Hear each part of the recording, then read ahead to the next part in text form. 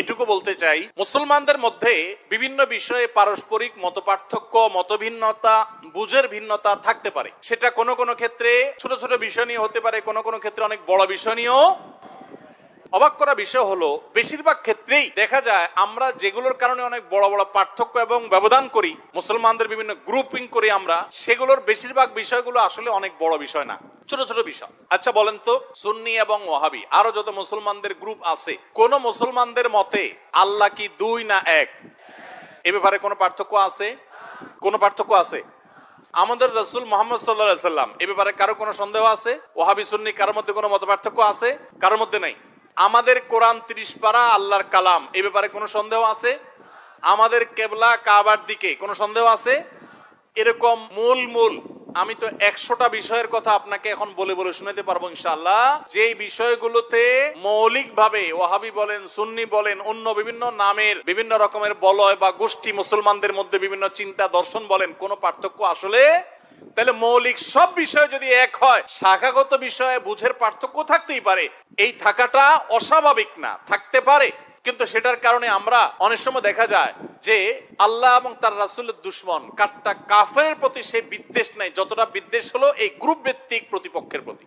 এটা ইসলাম না ভাই, আল্লাহর কসম এটা ইসলাম না। আমি বিভিন্ন সময় খুব ভয় পাই যখন কথা বলি যে আমার কথার কারণে মুসলমানদের হতে পারে, মানুষ হিসেবে আমারও ভুল হয়, আল্লাহ আমাকে মাফ করুন, যেন ভুল না হয় সেজন্য আমি চেষ্টা করি। আপনারাও দোয়া করবেন যে আমার কথার কারণে, আমার কোনো আচরণের কারণে, আমার কোনো লেখার কারণে মুসলমানদের মধ্যে কোনো দ্বন্দ্ব যেন, দূরত্ব যেন না বাড়ে। এই চেষ্টাটা আমি সবসময় করি। তারপরও আমার অজান্তে যদি হয়ে যায়, আল্লাহ আমাকে মাফ করে দেখ, দোয়া করবেন আপনারা। ডক্টর আব্দুল্লাহ জাহাঙ্গীর রহমতুল্লাহ আলাইহি স্যারকে জিজ্ঞাসা করা হয়েছিল যে মুসলমানদের ঐক্যের জন্য আপনি কি করেন, আপনার ভূমিকাটা কি? তো স্যার জবাব দিয়ে বলেছেন, ঐক্য সৃষ্টি করার জন্য পাওয়ার লাগে, পাওয়ার। অর্ডার দিব যে কাহিনী করলে, ঝামেলা করলে, অনৈক্য তৈরি করলে তাকে শাসন করা হবে। স্যার বলতেন যে আমি দুর্বল মানুষ, আমার হাতে এত ক্ষমতা নেই যে মুসলমানদের বিভিন্ন বিবাদমান গোষ্ঠীগুলোকে আমি এক করে ফেলবো, এত শক্তি আমার হাতে নাই। তবে একটা জিনিস আমার কাছে আছে বাবা, সেটা হলো আমি সবাইকে এক করে ফেলার মতো এত ক্ষমতা আমার না থাকলেও আমি চেষ্টা করি যে মুসলমানদের নিজেদের মধ্যে বিভিন্ন রকমের যে বিবাদ আছে সেগুলো যেন আর না বাড়ে, সেই চেষ্টাটা আমি আব্দুল্লাহ জাহাঙ্গীর করি। মানে আগুন লাগছে যে মুসলমানদের ঘরে, সে আগুনের মধ্যে যেন ঘি আর না ঢালা হয়, সেই চেষ্টাটা আমি করি।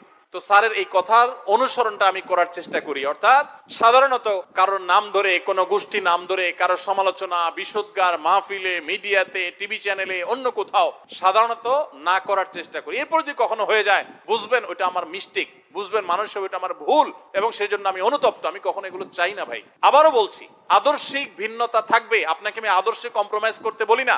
আপনার ঈমান, আপনার আকীদা, আপনার মানহাজ, আপনার চিন্তাধারা, এটার উপর আপনি অটল অবিচল থাকেন, কিন্তু কোন অবস্থাতে মুসলমানদের মধ্যে বিভেদের প্রাচীর তৈরি করবেন না।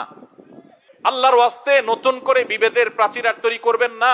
সমস্ত কুফুর অপশক্তি আজ একাট্টা হয়ে গেছে, শুধু আমরাই বিভক্ত। আমাদের এখন বিভক্তি দূর করে একেবারে গলাগলি করে কাছে আসি হতে হবে, আমি এমনটা বলছি না। আপনি আপনারটা করেন, উনি ওনারটা করুক, মতপার্থক্য আপন জায়গায় থাকুক, কিন্তু দিন শেষে মনে রাখেন উনিও আপনার কেবলাকে কেবলা মনে করেন, উনি আপনার রাসূলকে রাসূল মনে করেন, উনি আপনার আল্লাহকে আল্লাহ মনে করেন, উনি আপনার কোরআনকে কোরআন মনে করেন, উনি আপনার হাদিসকে হাদিস মনে করেন। আপনি 5 ওয়াক্ত নামাজ ফরজ মনে করেন, উনি 6 ওয়াক্ত মনে করে না, 4 ওয়াক্ত মনে করে না, উনিও 5 ওয়াক্ত নামাজকে ফরজ মনে করে। উনি ইসলামের 5 রকমের কথা বলে, আপনিও 5টার কথা বলেন। মৌলিক সব বিষয় আপনার সাথে তার মিল আছে, কিছু বিষয়ে যে অমিল আছে, পার্থক্যের জায়গা আছে, আপনি সুন্দরভাবে যৌক্তিকভাবে প্রমাণ দিয়ে, দলিল দিয়ে, যুক্তি দিয়ে, আপনার কথা দিয়ে, অনুপম আদর্শ দিয়ে, আপনার হিকমা দিয়ে, আপনার প্রজ্ঞা দিয়ে, আপনার জ্ঞান দিয়ে আপনি আপনার ভাইকে, যিনি ভুল পথে আছেন বলে আপনার মনে হয়, আপনি তাকে বুঝাবার চেষ্টা করেন। আল্লাহর ওয়াস্তে ওয়াজ মাহফিলের মঞ্চকে, আলোচনার মঞ্চকে, মাইককে, টেলিভিশন মিডিয়ার ক্যামেরাকে, মাইককে, এগুলোকে গাল মন্দের ক্ষেত্রে পরিণত করবেন না।